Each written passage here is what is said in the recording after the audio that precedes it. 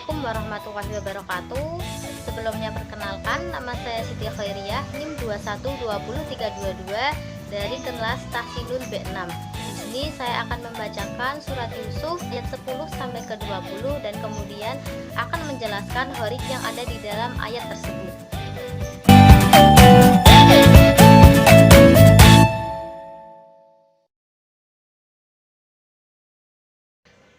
A'udzu billahi minasyaitonir rajim.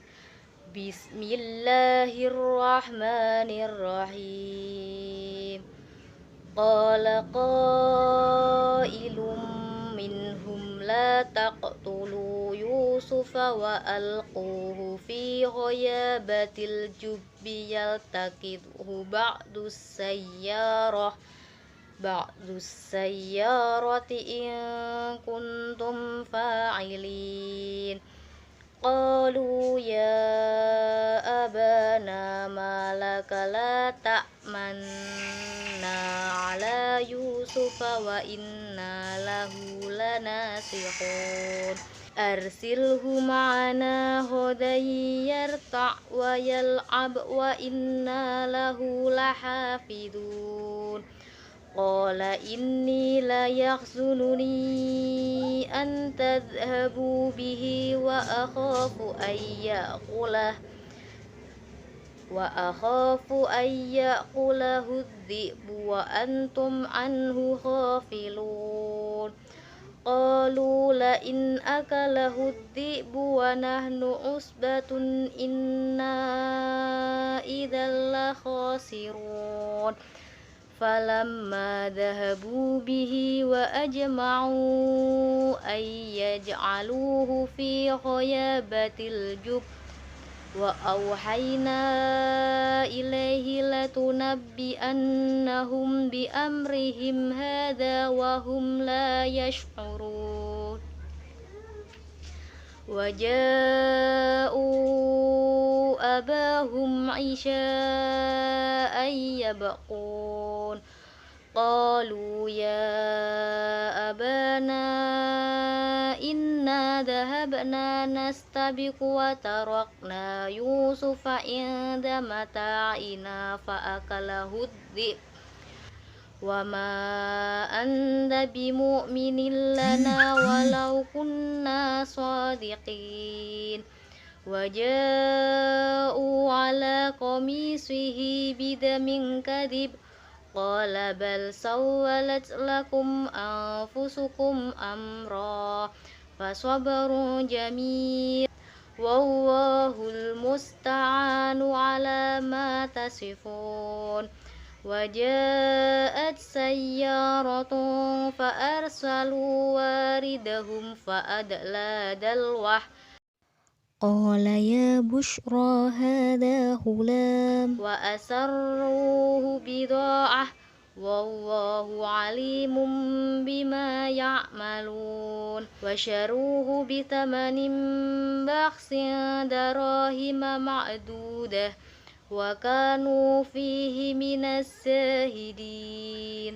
Shadaqallahul adzim. Pada surat Yusuf kita akan menemukan bacaan huruf pada ayat ke-11, yakni pada kalimat la ta'manna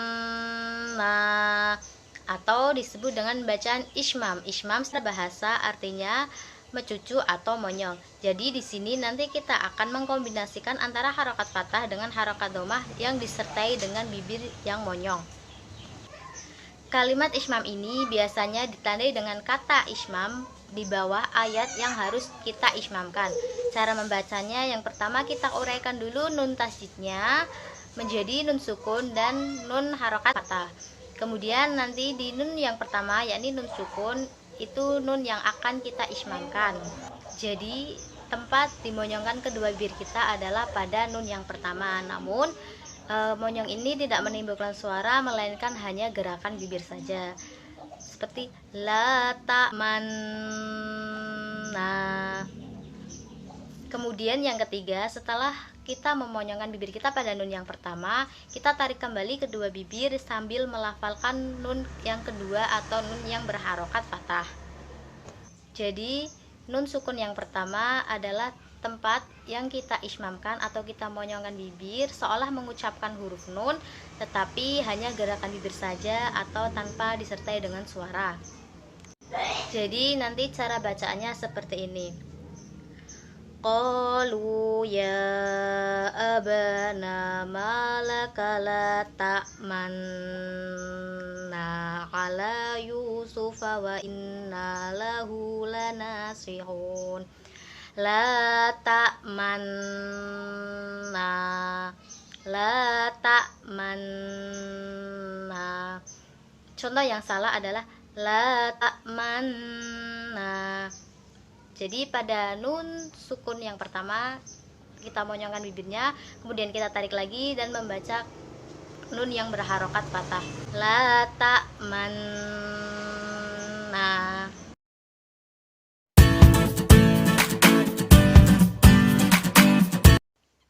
Selanjutnya saya akan menjelaskan kitab Horib halaman ke-19.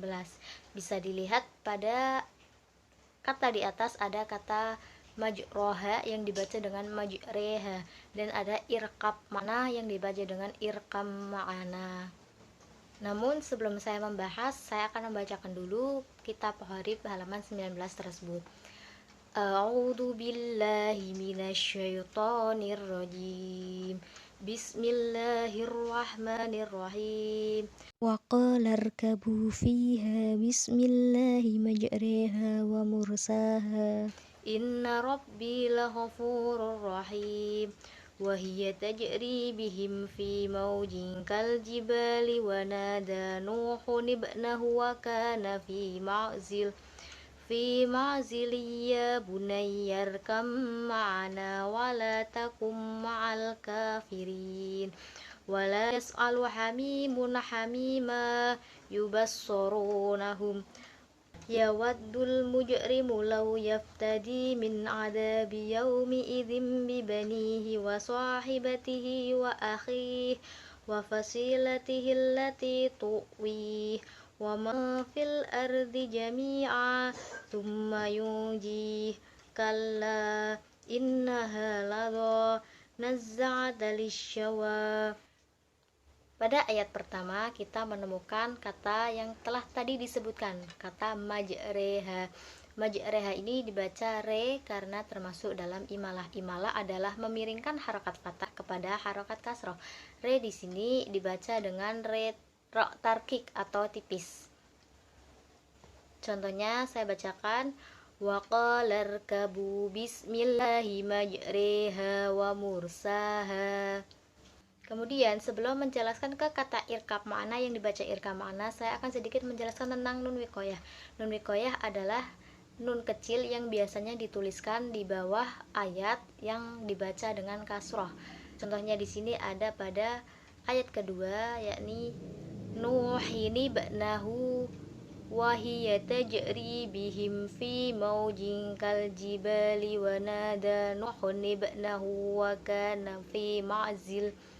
Nun wikoyah ini muncul sebab adanya harokat tanwin bertemu dengan hamzah wasol atau biasanya hamzah yang ada huruf shad kecilnya di atas alif tersebut.